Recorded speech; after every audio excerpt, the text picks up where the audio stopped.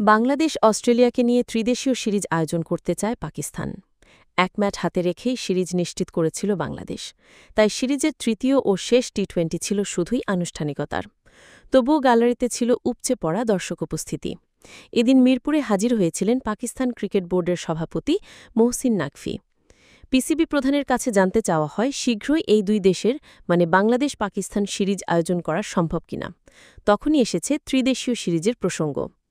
আগামী বছরের ফেব্রুয়ারি-মার্চে ভারত শ্রীলঙ্কায় হবে টি-20 বিশ্বকাপ।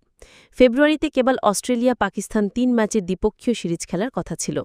এর বদলে বাংলাদেশকে নিয়ে ত্রিদেশীয় সিরিজ আয়োজনের সম্ভাবনা রয়েছে বলে জানিয়েছেন নাকভি। পিসিবি সভাপতি বলেছেন, হ্যাঁ, অবশ্যই আমরা চাইছি এমন ত্রিদেশীয় সিরিজ মানে বাংলাদেশ পাকিস্তান অস্ট্রেলিয়া আয়োজন করতে। এশিয়ান ক্রিকেট কাউন্সিলের বার্ষিক সাধারণ সভা উপলক্ষে ঢাকায় এসেছেন নাকভি। ঢাকায় আসার পর যেভাবে অতিথি আপ্যায়ন করা হয়েছে তাতে বেশ খুশি তিনি।